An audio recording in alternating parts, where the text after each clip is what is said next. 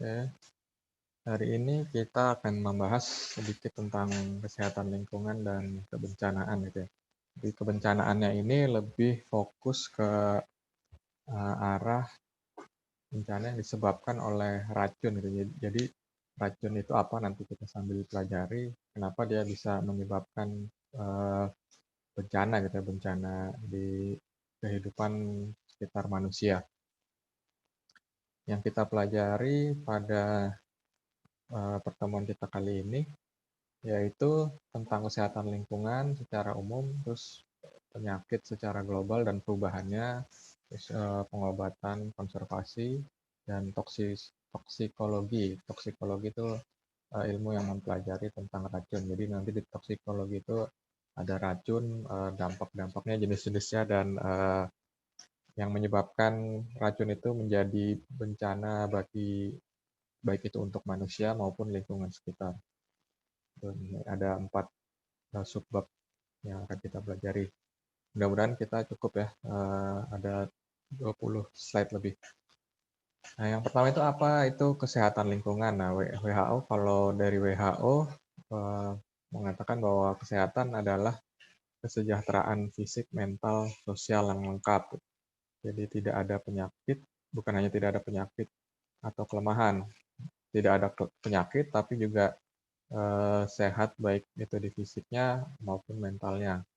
Lalu kalau kesehatan lingkungan itu fokus pada penyebab penyakit di dalam lingkungan tuh ya. Jadi yang menyebabkan lingkungan itu sehat, baik itu dari sisi sosial, budaya, atau lingkungan tempat kita tinggal. Dan penyakitnya itu apa? Kalau kita bicara tentang kesehatan, pasti ada kondisi bahwa itu tidak sehat gitu ya. Ada kondisi sehat, kondisi tidak sehat. Kondisi tidak sehat itu biasanya disebabkan oleh beberapa hal. Salah satunya penyakit itu, yaitu perubahan tidak normal pada tubuh yang mengganggu fungsi penting fisik atau psikologis. Nah, kalau kita masuk ke sisi lingkungan, kesehatan lingkungan, maka lingkungan yang tidak sehat, yang secara fisik, psikologis, atau kalau secara WHO, secara fisik, mental, sosial itu terganggu gitu ya. Jadi lingkungan yang tidak sehat berarti secara elemen-elemen fisik, mental, dan sosialnya mengalami kondisi yang tidak normal, ada gangguan-gangguan. Nah, ini tentang penyakit secara global. Kalau kita lihat, uh, ini sebenarnya sesuai dengan keadaan sekarang juga. Di zaman sekarang kita sedang masa pandemi gitu ya. Ada penyakit yang tersebar di antara kita, virus ya, virus corona, virus COVID-19 sebutannya. Nah, sebenarnya keadaan seperti ini pernah terjadi juga pada tahun-tahun sebelum masa modern ya, sebelum abad-abad yang sekarang. Banyak beberapa penyakit yang sudah menjangkiti bumi gitu dan menjangkiti manusia. Tapi seiring dengan berjalannya waktu, penyakit-penyakit tersebut bisa dikurangi gitu. Dengan cara seperti apa? Ya mungkin yang pertama dengan hidup lebih bersih. Orang dari zaman dulu mengetahui bahwa penyakit itu biasanya muncul karena pola hidup yang tidak sehat. Lalu yang kedua, ditemukannya beberapa obat-obatan tersebut bisa meningkatkan tingkat kehidupan ya. Jadi obat tersebut mungkin tidak 100% mengobati, tapi bisa mengurangi penyebaran penyakit yang baik itu disebabkan oleh virus ataupun bakteri gitu ya. Jadi penyakit-penyakit yang dulunya itu menjadi pandemi tersebar secara cepat di tengah masyarakat sudah bisa ditanggulangi pada masa-masa sekarang. Lalu kenapa sekarang ada penyakit seperti COVID gitu ya?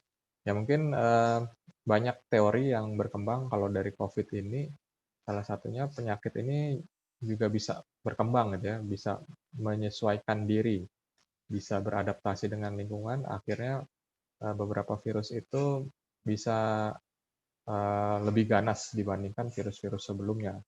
Atau ada teori-teori lain gitu ya.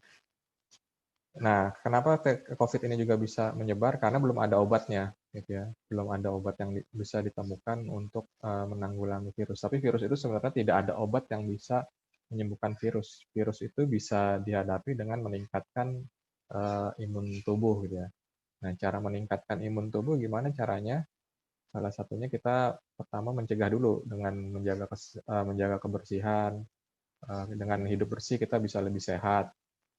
Lalu apa meningkatkan imun tubuh dengan seperti apa? Makan makanan yang sehat, lalu berolahraga gitu ya. Jadi secara fisik, secara mental, secara sosial harus ditingkatkan kesehatannya. Jadi penyakit ini bisa ditekan penyebarannya, ditekan keganasannya. Tuh. Nah, ini yang dilakukan dari penyakit-penyakit dari zaman dulu yang saat ini sudah tidak ada, berkurang ya, bukannya tidak ada. Mungkin cacar masih ada, polio masih ada, tapi tidak semasif ketika kemunculannya pada saat itu. Nah, penyakit menular masih menjadi penyebab kematian, sepertiga dari semua kematian ya. Nah, ini penyakit-penyakitnya nih, penyakit-penyakit yang menjadi tingkat ininya tinggi. Dari kalau tahun 1990 itu pneumonia gitu ya. Nah, pneumonia ini juga menarik. Sekarang ketika COVID ini, pneumonia ini jadi salah satu parameter bahwa orang kemungkinan terkena COVID itu kalau muncul pneumonia gitu ya. Lalu ada diare dan lain-lain, depresi, penyakit jantung gitu ya, malnutrisi yang nomor 15. Kalau yang tahun 2020 yang menjadi penyakit-penyakit yang terbanyak itu penyakit jantung, depresi gitu ya, kecelakaan. Nah, kecelakaan ini banyak, stroke, lalu apa nih, penyakit paru, pneumonia juga masih banyak, TB, tuberkulosis ya, penyakit yang disebabkan oleh peperangan dan lain-lain, HIV. Nah, ini perubahan, kita bisa lihat perubahan dari tahun 1990 sampai tahun 2020 ya. Mungkin kalau yang zaman dulu kebanyakan penyakit yang menyebabkan orang meninggal banyak itu penyakit-penyakit yang menular. Tapi kalau yang sekarang penyakit modern itu lebih penyakit-penyakit yang tidak menular, ya, seperti penyakit jantung, depresi, itu stres ya, atau stroke. Itu banyak menimpa bukan hanya orang tua gitu. Kalau kita lihat penyakit jantung, stroke itu mungkin orang tua. Tapi sekarang ini banyak kaum muda, bahkan ya masih muda ya, masih umur anak-anak itu bisa terkena stroke. Ya, mungkin perubahan zaman, perubahan secara global, perubahan ya tadi makanan, cara hidup, pola hidup itu menyebabkan perubahan dari pergeseran penyakit-penyakit apa yang banyak tersebar di tengah masyarakat. Gizi baik, air bersih, sanitasi yang baik, dan inokulasi yang tidak mahal dapat menghilangkan sebagian besar penyebab kematian. Penyakit-penyakit yang masih banyak nih seperti influenza, malaria, dan Ebola. Ebola ini seperti demam berdarah ya, banyak terjadi kemarin itu di Afrika, virus Ebola ini.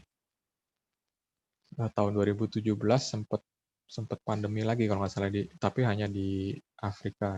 Alhamdulillah nggak sampai di Indonesia. Tapi kalau di Indonesia masih banyak influenza, malaria, demam berdarah gitu ya, demam berdarah yang disebabkan Aedes aegypti.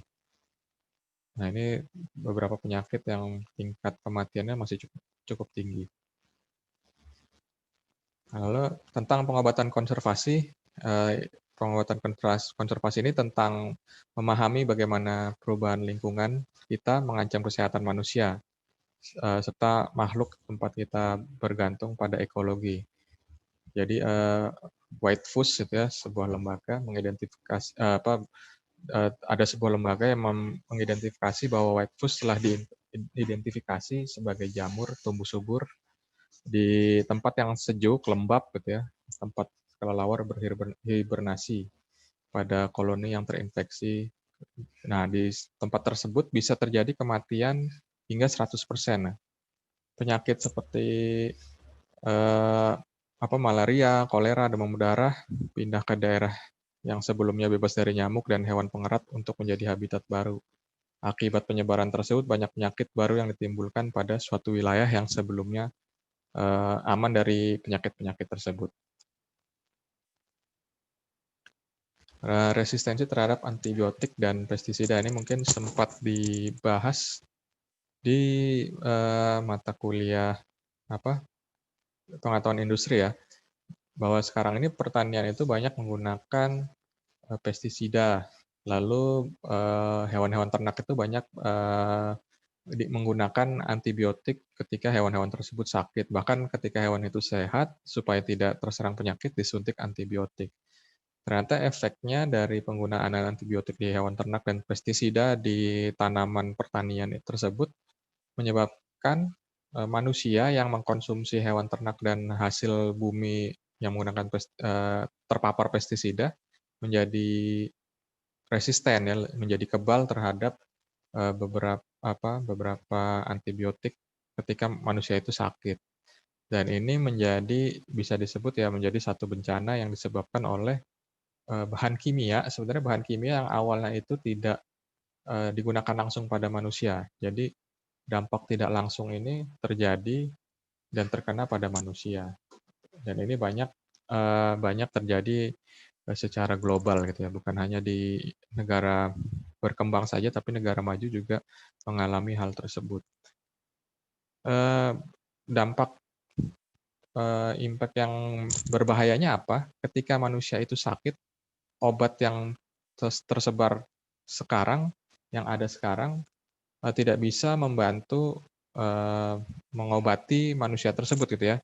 Jadi karena manusia sudah resisten, seakan-akan penyakitnya kebal, padahal bukannya kebal karena terlalu banyak dosis antibiotik yang manusia secara tidak langsung konsumsi dari hewan ternak ataupun bahan pangan yang terpapar pestisida. Nah ini bahayanya seakan-akan penyakit tersebut ada penyakit yang tidak bisa diobati gitu, tapi bisa diobati, mungkin dosisnya harus naik. Tapi kalau dosisnya naik, lagi-lagi akan berdampak buruk pada manusia gitu ya, merusak fungsi ginjal dan lain-lain. Gitu. Jadi resistensi terhadap antibiotik dan pestisida ini menjadi satu permasalahan yang harus dicarikan solusinya. Lalu yang selanjutnya tentang toksikologi atau ilmu racun. Jadi kalau Paracelsus quotes-nya ya, quotes-nya adalah apa nih? Semua zat adalah racun gitu ya. Tidak ada yang jadi tidak ada zat yang tidak bisa disebut racun. Semua disebut racun tergantung dari dosis yang dia asup gitu ya, asupannya. Gitu. Jadi Paracelsus menyatakan ya, ini ada translate-nya, semua zat adalah racun tergantung dari dosisnya gitu ya. Jadi apapun itu bisa menjadi racun, bisa berbahaya buat tubuh gitu ya, buat manusia, buat lingkungan kalau dosisnya berlebihan. Contohnya tadi penggunaan antibiotik dan pestisida sebenarnya baik penggunaannya, tujuan awalnya baik supaya hewan ternak dan tanaman pertanian itu bisa sehat, tumbuh dengan baik, bisa menghasilkan dengan baik. Tapi kalau digunakan dengan dosis yang berlebihan akan berdampak buruk, baik itu untuk lingkungan maupun pada manusia yang mengkonsumsinya. Nah, toksikologi itu diambil dari dua kata, toksikos atau toksikum yang berarti racun, dan logos atau yang berarti ilmu. Jadi ilmu yang mempelajari tentang racun gitu ya. Kalau dari bukunya, toksikologi merupakan ilmu yang mempelajari pengaruh kuantitatif gitu ya. Jadi zat kimia terhadap sistem biologis, baik itu pada tubuh manusia maupun lingkungan. Nah, ini ditentukan efek toksik itu ditentukan oleh dosis atau takarannya. Gitu. Jadi bahan toksik atau racun adalah bahan kimia, walaupun jumlahnya sedikit, yang bisa membahayakan kesehatan jiwa atau jiwa manusia. Derajat racun merupakan kemampuan suatu bahan toksik untuk menimbulkan kerusakan pada organisme yang hidup. Itu tentang toksikologi. Lalu perbedaannya apa obat dan racun gitu ya? Obat itu dari bahan kimia dan racun juga bahan kimia. Bedanya kalau obat itu adalah bahan kimia yang dapat menghilangkan, mengobati penyakit ya. Jadi mengurangi efek dari penyakit tersebut, membantu tubuh untuk melawan penyakit yang ada di dalam tubuh. Sedangkan kalau racun itu adalah bahan kimia yang jika dia masuk ke dalam tubuh malah berbahaya gitu ya. Baik itu dosis kecil atau dosis besar. Jadi bisa mengganggu fungsi dari apa mental, fisik, mental gitu ya. Bahkan kalau racun itu terlalu banyak bahkan mengganggu secara sosial. Nah, ini daftar racun yang berbahaya gitu yang banyak. Sebenarnya bahan-bahan ini banyak tersebar di sekitar kita, tapi berbahaya jika kita terpapar gitu ya. Yang pertama tuh zat arsenik. Nah, ini zat arsenik itu tuh banyak digunakan sebenarnya buat racun untuk hama-hama gitu ya. Hama contohnya tikus, gitu ya, hewan-hewan pengerat. Cuman kalau secara tidak sengaja kita kena gitu, misalkan habis ngeracunin tempat yang banyak tikusnya, terus kita lupa cuci tangan, terkena sedikit, nah itu bisa bahaya gitu ya. Minimal muntah-muntah gitu ya. Kalau dulu ada, kalau nggak salah kasusnya kopi siapa ya? Mirna ya, kopi Jessica. Kopi Jessica atau kopi Mirna? Kopi Jessica. Jadi itu ada perempuan membunuh temannya dengan melalui perantara kopi gitu ya, kopinya diberikan racun arsenik ini. Entah dari mana dapatnya, tapi racun arsenik ini secara seketika ketika terkena manusia gitu tertelan bisa menyebabkan kematian gitu ya. Kalau dosis, apalagi dosisnya lebih sangat besar. Nah ini data dari US Environmental Protection Agency atau EPA tentang bahan-bahan yang mengandung yang berbahaya gitu ya, bisa berbahaya buat manusia dan juga untuk lingkungan. Tapi sebenarnya bisa digunakan juga untuk penggunaannya itu secara umum ada gitu ya, tapi berbahaya. Jadi perlu diwaspadai keberadaannya. Selanjutnya, bagaimana cara racun? Nah, ini racun itu ya mempengaruhi tubuh. Pertama ya pasti dia harus kita terpapar gitu ya, tubuh manusia, tubuh makhluk hidup itu terpapar. Lalu kalau misalkan dosisnya masih rendah gitu ya, nanti bisa tubuh itu punya sistem sendiri yang menjaga dari benda-benda asing yang masuk ke dalam tubuh manusia gitu ya. Yang ada alergen, ada antigen, ada antibodi. Alergen itu dia akan mengaktifkan sistem kekebalan tubuh kalau ada benda asing yang masuk ke dalam tubuh gitu ya. Lalu langsung dia menjadi antigen. Antigen itu apa?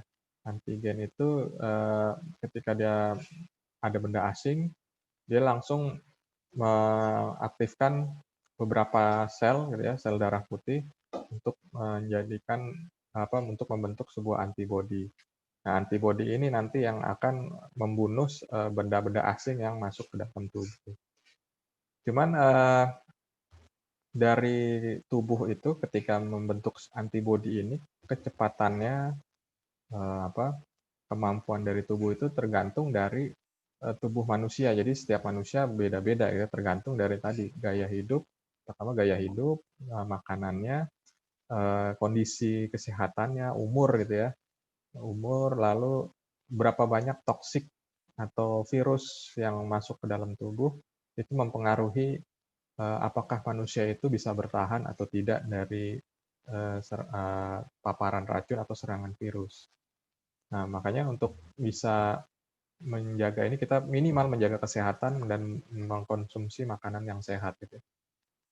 Nah, ini sebenarnya menjadi jawaban ketika kita sakit. Sebenarnya terkadang misalkan kita sakit gitu ya, sakit demam atau sakit yang umum terjadi gitu, flu, kadang mulut kita pahit, badan nggak enak. Nah, cara cepat sembuhnya gimana? Ya, banyak istirahat, makan tetap makan, tetap mengkonsumsi makanan. Kita ngelawannya seperti itu, mudahnya seperti itu. Sama seperti kita melawan sekarang COVID itu, ya seperti itu. Banyakin makan gitu ya. Kalau misalkan badan udah gak enak, banyakin makan, makan yang kita suka aja, apa aja.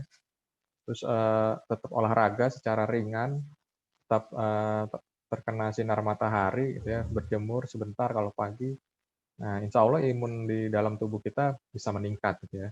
Antibodi bisa cepat terbentuk, benda-benda asing, baik itu virus, baik itu racun, bisa hilang dengan adanya antibodi yang secara otomatis muncul di dalam tubuh.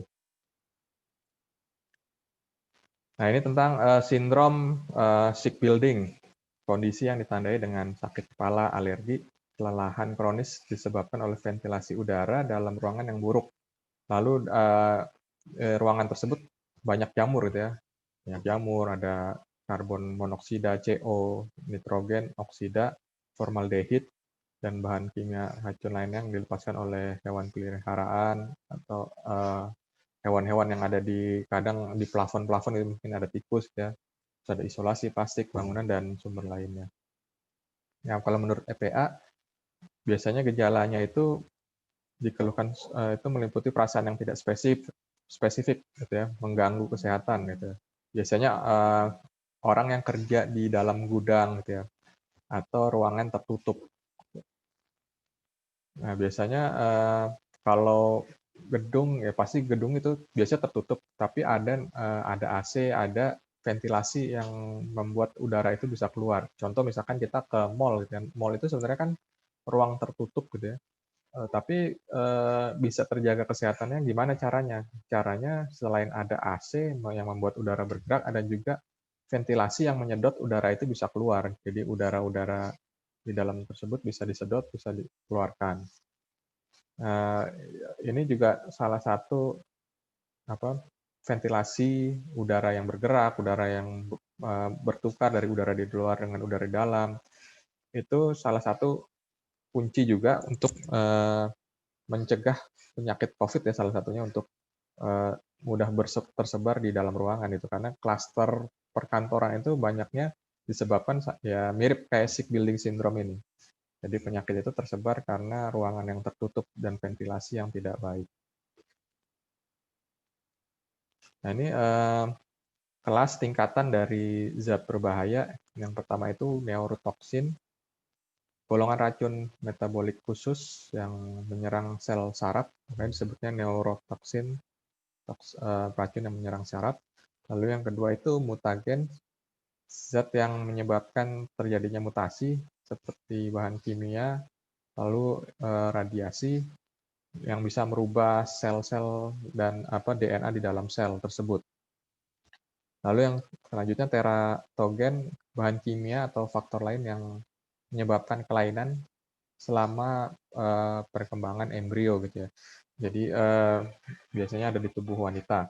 Lalu karsinogen, zat yang menyebabkan kanker invasif, menyebabkan pertumbuhan sel di luar kendali dan menghasilkan tumor ganas. Ini juga banyak terjadi karena sekarang kita banyak menggunakan karsinogen ini banyak di benda-benda seperti plastik gitu ya, karena kita banyak menggunakan plastik, sendok plastik, pembungkus makanan plastik, tempat wadah makanan dari plastik. Ternyata kalau plastik itu ada beberapa yang dia sebenarnya tidak food grade atau bisa digunakan untuk tempat bahan makanan, sehingga plastik-plastik itu mengandung karsinogen. Ketika karsinogen ini masuk ke dalam tubuh, menyebabkan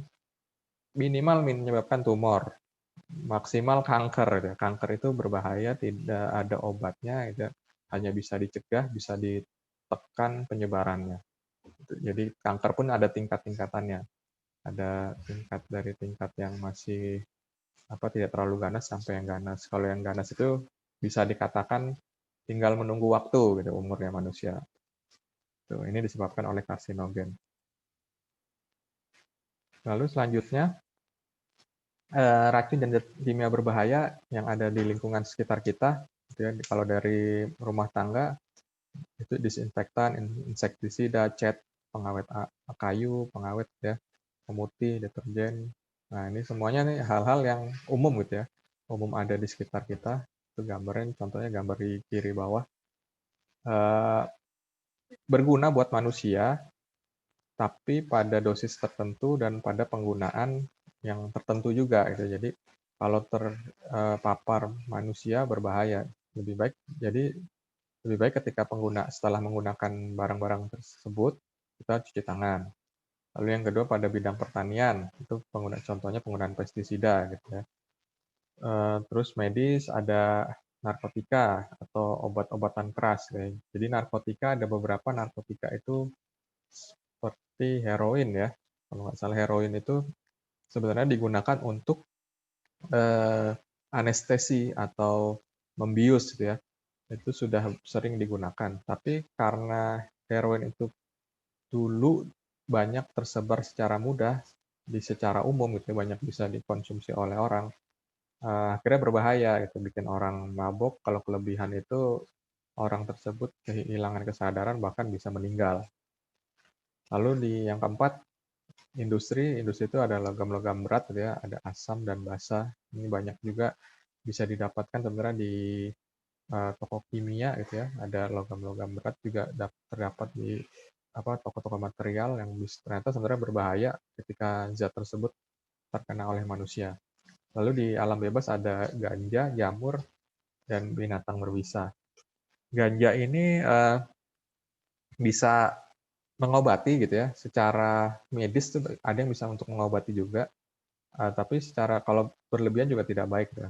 PBB beberapa waktu yang lalu sudah mengeluarkan ganja dari zat-zat berbahaya, dalam arti dia bisa digunakan untuk obat. Ya.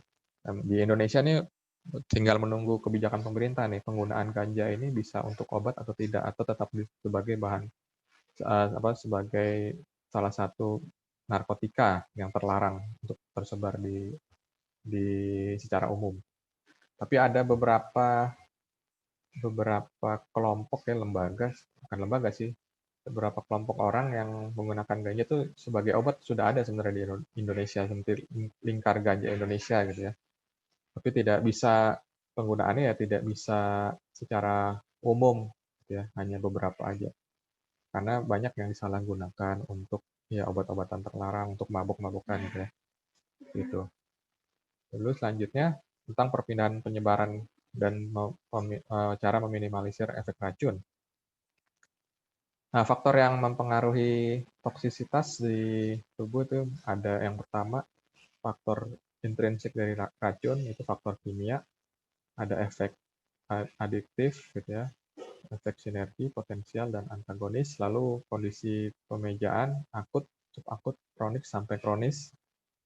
Yang kedua, faktor intrinsik pada makhluk hidupnya, keadaan fisiologi yang mempengaruhi adalah dari baik berat badan, jenis kelamin, umur, kondisi ketika dia apakah sedang hamil atau tidak, status gizi dan genetika, kemudian patologi, baik itu dari penyakit ginjal, penyakit pencernaan, hati, dan kardiovaskuler atau jantung. Lalu kapasitas fungsional cadangan dari manusia atau makhluk tersebut, penyimpanan racun dalam diri makhluk hidup, dan toleransi atau eksistensi makhluk tersebut. Nah, untuk penyebaran racun yang berbahaya di lingkungan biasanya dari mana aja? Biasanya dari hal-hal yang dikonsumsi. Kalau yang dikonsumsi itu baik dari kosmetika gitu ya, yang biasa bahan beracun tadi, pengharum, pewangi gitu ya. Lalu sabun, nah itu bisa berpengaruh jika eh, secara tidak sengaja masuk ke dalam tubuh. Tapi ada juga yang melalui apa apa saja yang dikonsumsi oleh manusia, baik itu minuman, air, ataupun makanan. Ya, mungkin kalau kita mengambil istilah dari Paracelsus tadi, kalau dosisnya berlebihan gitu ya, apapun yang kita konsumsi secara berlebihan akan tidak baik. Walaupun kalau kita konsumsi secara normal atau di dosis yang sedikit aman buat tubuh gitu ya. Makanya ketika kita makan, minum apa saja jangan terlalu berlebihan. Lalu ada yang kita hirup itu biasa disebabkan dari rokok, dari industri, atau polusi udara yang disebabkan oleh kendaraan bermotor gitu ya, karena sekarang kita hidup berdampingan dengan kendaraan gitu ya, dan itu sudah menjadi hal yang jamak, tapi ternyata ada dampak negatif bagi tubuh.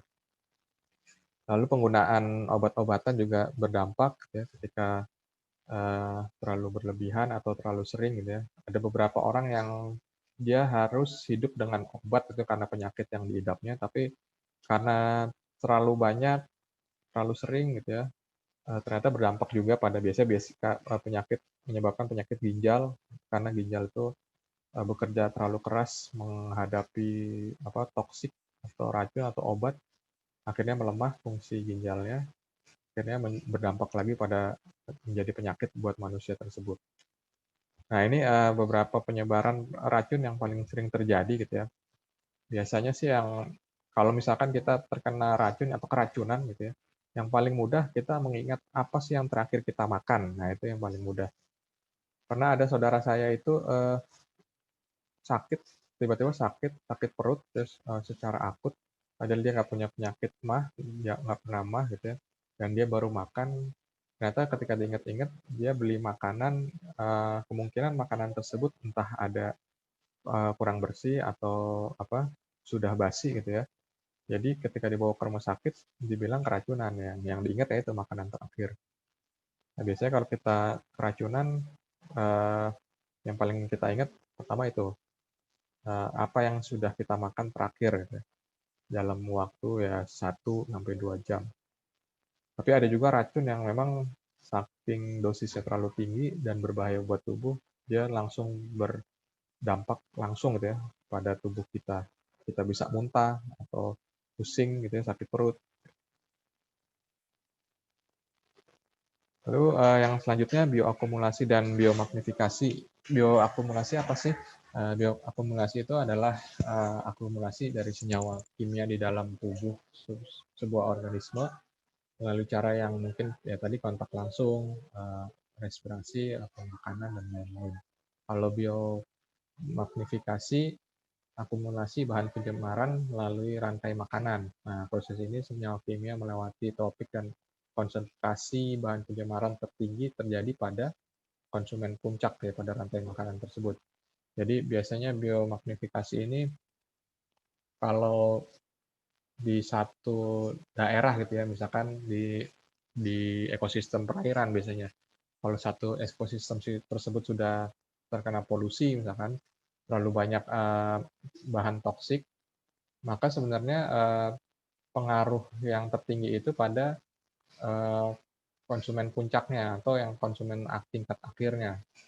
Nah, biasanya kalau manusia bisa berdampak juga dengan mengkonsumsi eh, misalkan ikan-ikan yang dia itu ditangkap di daerah yang sudah banyak racun atau toksik di daerah tersebut.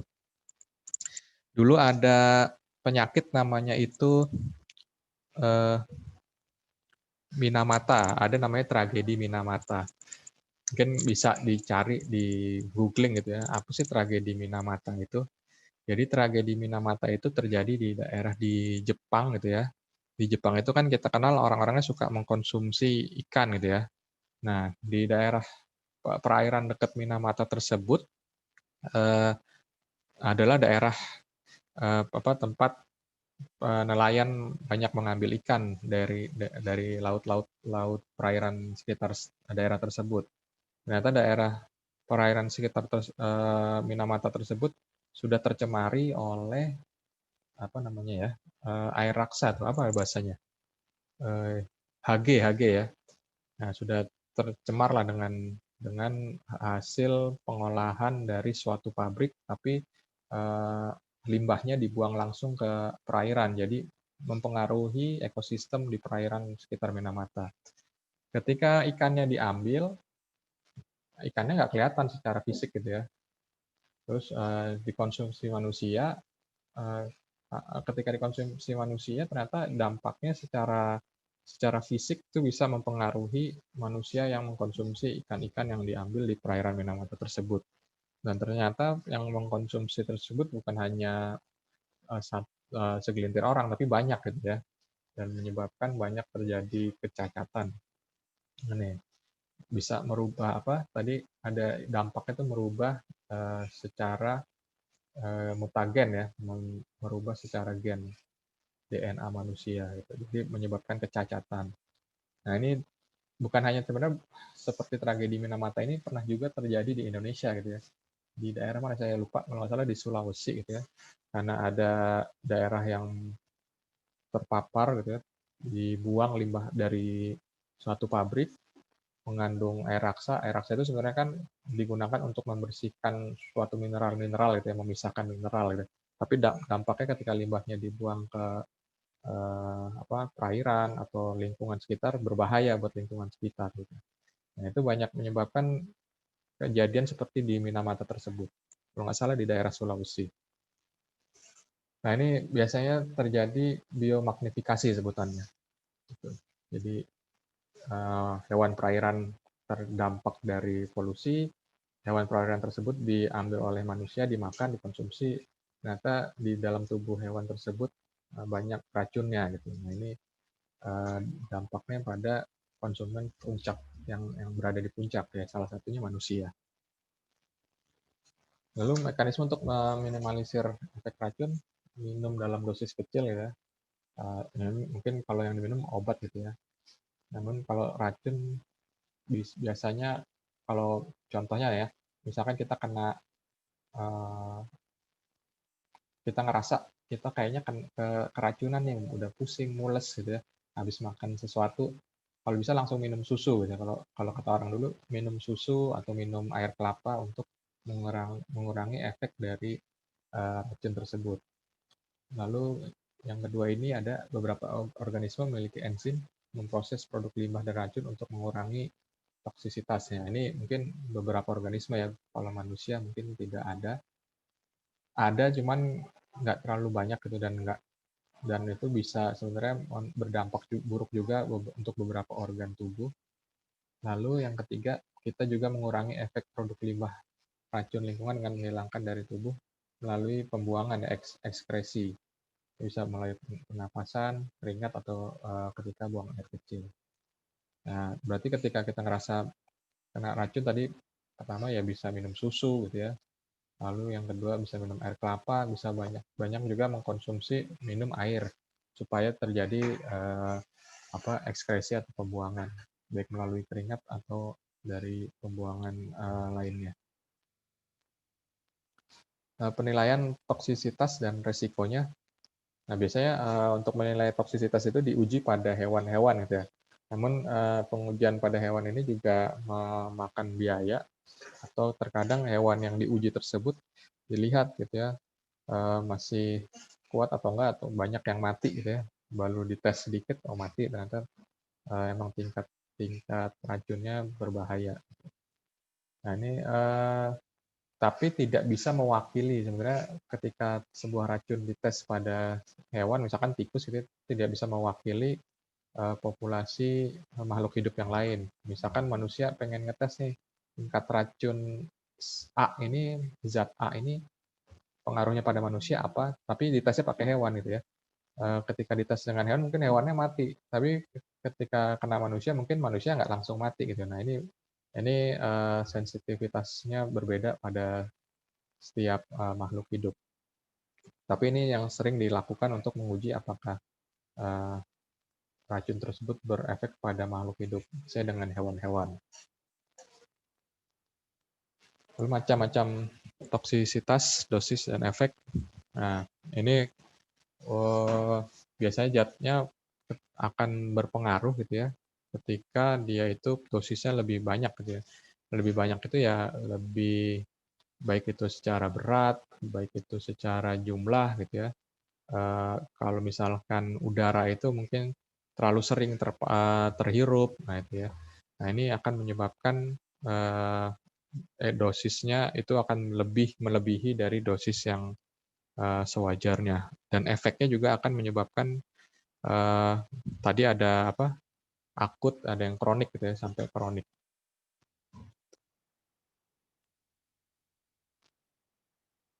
Nah, faktor cara pandang terhadap resiko. Ini faktor-faktor yang menyebabkan sebenarnya orang-orang itu melihat sebuah dampak dari racun atau penyakit atau virus itu disebabkan oleh faktor-faktor ini. Yang pertama itu masalah kepentingan, ini lagi-lagi kepentingan sosial, politik, ekonomi, dan pecinta lingkungan tuh cenderung biasanya mengecilkan resiko tertentu tergantung dari apa yang akan mereka laksanakan, apa yang menjadi agenda mereka gitu. Contohnya misalkan kalau pencinta lingkungan pasti akan prioritasnya pada lingkungan gitu ya, ketika penggunaan pestisida mereka tidak akan setuju gitu ya, pasti tidak akan setuju karena dampak negatif pada lingkungan. Tapi kalau secara ekonomi mungkin para petani akan tetap menggunakan pestisida karena itu adalah salah satu cara yang paling mudah dan murah untuk mencegah dari banyaknya hama, cara yang paling mudah. Nah, ini tergantung dari cara pandangnya, melihat kepentingan agenda dari orang-orang tertentu. Lalu yang selanjutnya, orang akan tidak memahami atau percaya pada probabilitas kemungkinan gitu ya. Contohnya ini kita ambil contoh dari COVID aja gitu ya. Yang pertama tadi kalau yang kepentingan itu mungkin kalau dokter pasti ngelihat COVID berbahaya gitu ya. Kalau dari sisi politik gitu ya, misalkan sekarang pilkada gitu ya.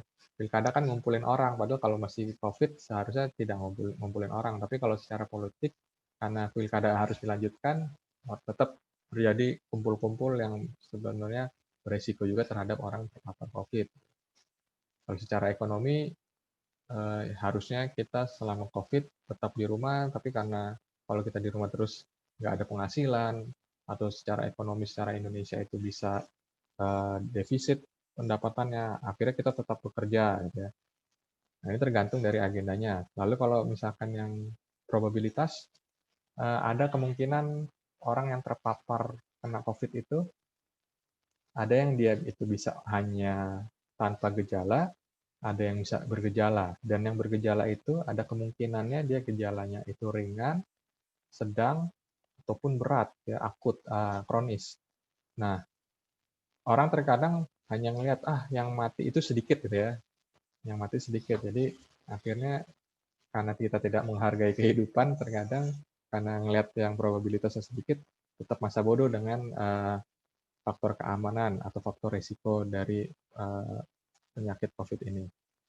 Lalu pengalaman pribadi sering menyesatkan. Nah, pengalaman pribadi misalkan begini, kita keluar juga nggak apa-apa gitu ya, kita keluar kumpul-kumpul main sama orang banyak tetap aman-aman aja gitu. Nggak seperti yang dikatakan oleh misalkan orang yang ahli kesehatan bahwa nanti kalau kumpul-kumpul bisa terpapar. Nah, ini bisa pengalaman pribadi sering menyesatkan. Contohnya misalkan perokok juga nih, biasanya pengalaman pribadi sering menyesatkan. Kalau kita lihat di kardus rokok itu kan merokok bisa apa menyebabkan gangguan kehamilan, janin gitu ya, menyebabkan penyakit jantung dan lain-lain. Tapi kadang ada perokok kita kasih tahu itu, saya nggak apa-apa. Nah, itu pengalaman pribadi yang menyesatkan. Saya nggak kena jantung, saya masih sehat-sehat. Itu pengalaman pribadi yang menyesatkan. Lalu yang selanjutnya, media memberikan perspektif bias tentang frekuensi jenis bahaya kesehatan tertentu. Nah, ini juga tentang COVID juga bisa gitu ya. Terkadang pemberitaannya terlalu masif, terlalu berbahaya sekali gitu, seakan-akan kita tuh nggak boleh keluar rumah gitu. Sebenarnya boleh, cuman dengan menerapkan beberapa protokol kesehatan kita tetap bisa keluar. Gitu. Atau ada berita yang bahkan mengatakan bahwa COVID ini ternyata konspirasi global. Nah, ini juga perspektif yang salah gitu ya, pandangan yang salah tentang mempercayai tentang penyakit, bahwa penyakit tersebut atau segala sesuatu tersebut tidak berbahaya. Ini juga harus kita timbang-timbang gitu ya. Jadi nggak semuanya buruk, nggak semuanya bagus. Lalu selanjutnya, ketakutan yang tidak rasional atau ketidakpercayaan terhadap teknologi tertentu membuat kita melebih-lebihkan bahayanya gitu ya.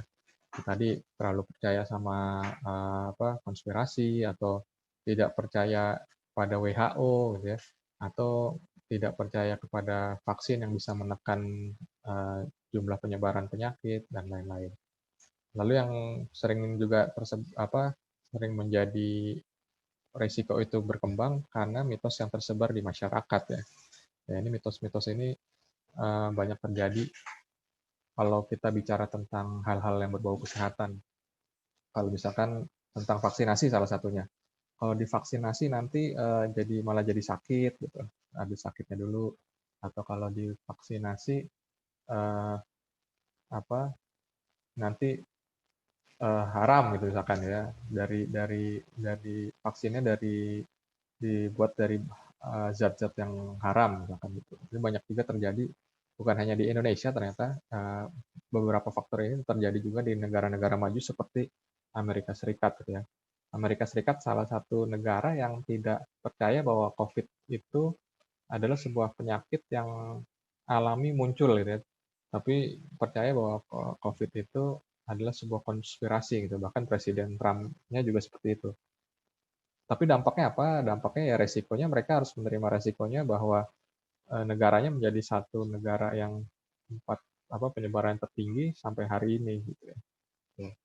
Nah, ini kalau kita masukkan pada uh, COVID gitu ya. Kalau pada toksikologi juga sama, gitu. Secara garis besar sama. Lalu selanjutnya, bagaimana mengurangi efek-efek gitu ya, efek-efek tentang racun. Nah, ini harus pertama menetapkan kebijakan publik.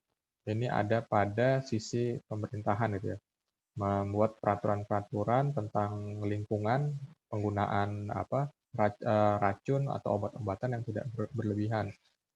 Sehingga dengan menetapkan kebijakan bisa mengurangi resiko yang terjadi yang disebabkan baik itu oleh racun atau obat-obatan yang terlalu berlebihan. Nah, ini kesimpulannya dari pertemuan kita, bahwa saat ini kita sudah termasuk berada di zaman modern, di mana pengobatan sudah maju, beberapa penyakit yang ada di sekitar kita itu sudah banyak yang hilang, tapi mengalami perubahan gitu ya. Dari dulu penyakit yang banyak disebabkan oleh racun atau hal-hal yang dikonsumsi manusia, penyakit-penyakit yang umum terjadi, tapi sekarang ini lebih banyak karena polusi mungkin, atau gaya hidup yang tidak sehat. Lalu kondisi kronis dulu terbatas pada negara kaya, sekarang banyak terjadi hampir merata di semua negara gitu ya. Lalu meningkatnya perjalanan ke luar negeri menyebabkan penyakit yang dulunya hanya ada di satu daerah atau satu negara tertentu, misalkan hanya ada di negara yang subtropis gitu ya.